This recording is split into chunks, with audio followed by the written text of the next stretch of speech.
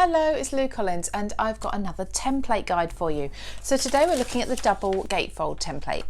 Really simple design, but it's an absolutely beautiful card when it's finished. And once you've made this a few times using the Craftworld template, you can probably work out going ahead and creating your own with your own dimensions. So maybe make it a little bit taller to fit into a DL envelope.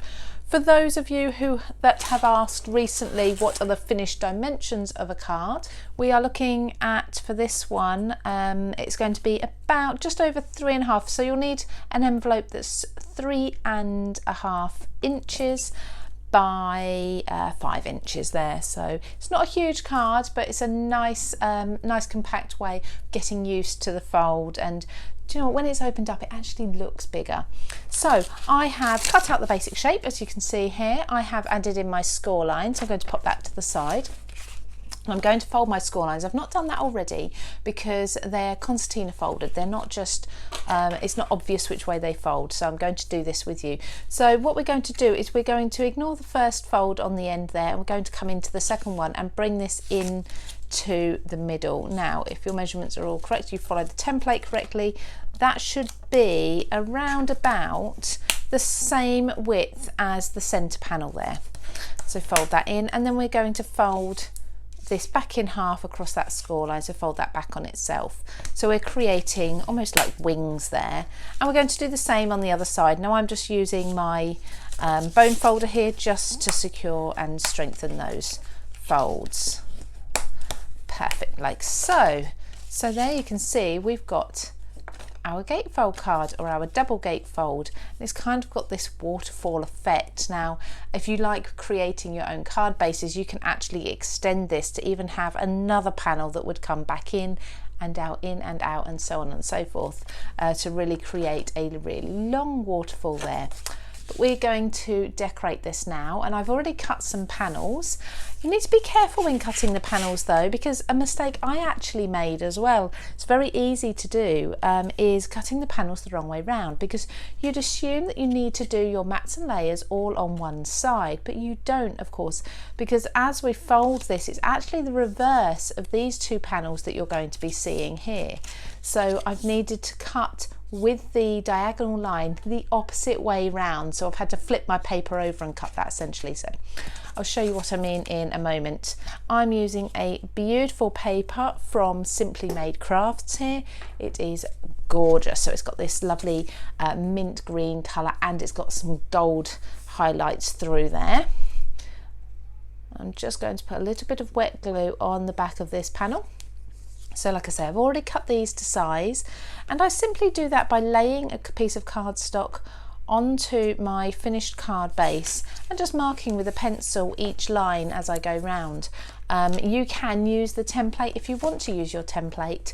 What I'd suggest you do is take a pencil and a ruler and just mark yourself a line. I usually go with about 1/2 centimetre in from the red lines, and then cut that panel out.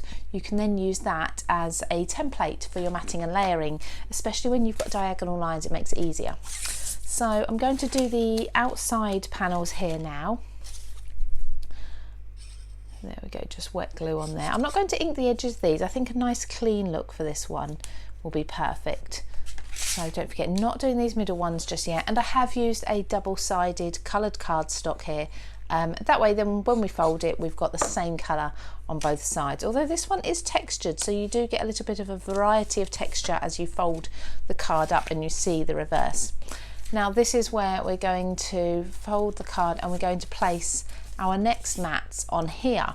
So if I just show you, if I'd have cut them, let's say this way, okay, because then you can mat, of course you can mat and layer on these sides, but what I wanted to do was actually mat and layer on these sides, but of course they're then the wrong way round. Okay, but if you do that, doesn't matter, switch them over. They should then fit on there because they're both equal. Okay, so just a tip, don't panic if you do think you've cut them wrong, but just bear in mind if you want to be following a pattern, for example, you need to be cutting those from opposite sides. So glue one on there, and then this one on the other side. Now for the front, I'm going to have a sentiment piece That's going to be like a label. There we go, there's my card, beautiful. And I can put a little panel inside there to write on if I want plain paper to write on. You could attach a piece of ribbon across the back and tie it at the front to keep it closed. It's up to you where you go with your cards once they're created. We're just giving you that beautiful shape to start with. So these are the dies that I'm going to be using to create my sentiment piece. So I'm going with the Creative Essential labels. These are really quite large, and the ones that I've picked out is this one. They're nesting dies, so you actually get a couple of each of the shapes, one large and one small. So from these I'm going to be cutting this cardstock, which is the same as the card base there, from the smaller label. From the larger label I'm going to be cutting a glitter gold, and it's quite a nice almost a matte glitter gold or a satin. It's not really big chunks, it's really fine glitter on there. It's no shed, of course, but that works really well with the design that's inside of the papers there, the little bit of gold that's in there.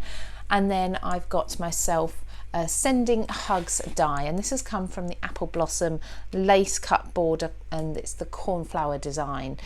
These are absolutely beautiful dies, these ones, really large, larger than you see on the packet there, as you can see from that Sending Hugs. But I'm going to just cut that from white cardstock, and then I'm going to emboss it in gold. So let's get cutting these panels.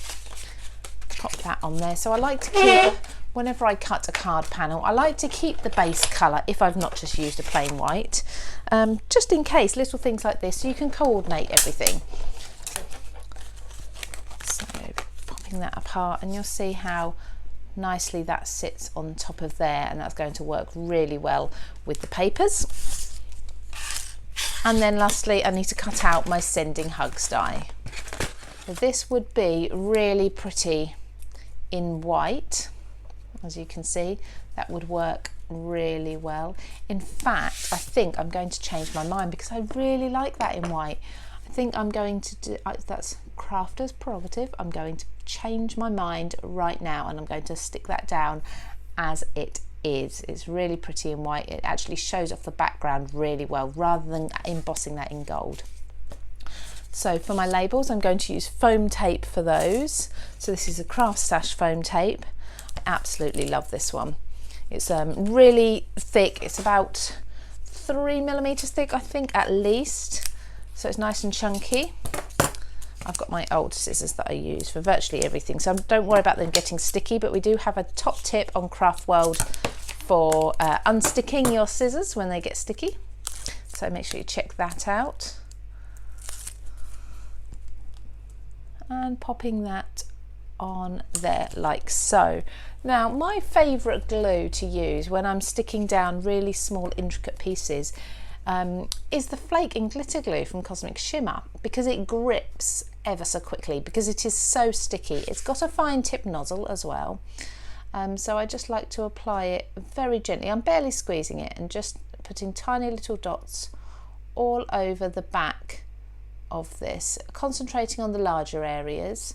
Smaller ones just get a tiny little dab of glue, but because this is so super sticky I don't have to hold it for a while. It grips instantly, and that's really what we want when we're trying to stick down fiddly little pieces. We don't want to be trying to hold them still for ages. So flipping this over,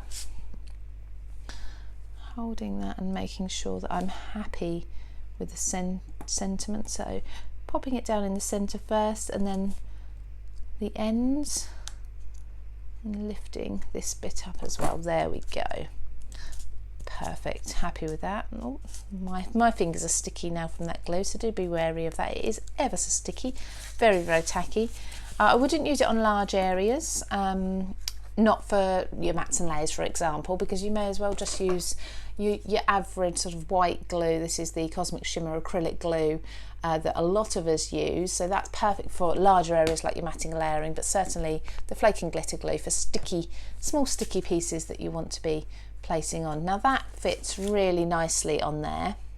Just making sure that my label isn't coming over the bottom of my card, and I'm going to be adhering it just to 1/2 so that it can still open up.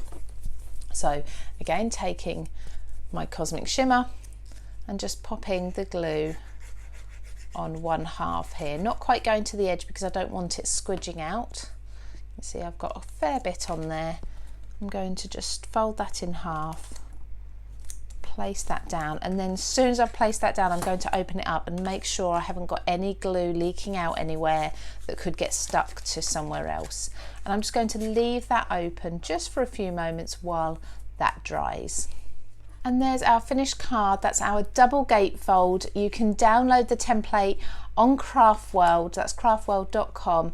Really simple to follow along with, and we do have a video as well explaining to you how you use your templates when you first get started with them, how to adhere them to your card and cut them out and use the right measurements. So I hope you enjoyed this one, and keep an eye out for all of the other card template videos that we've got on Craftworld.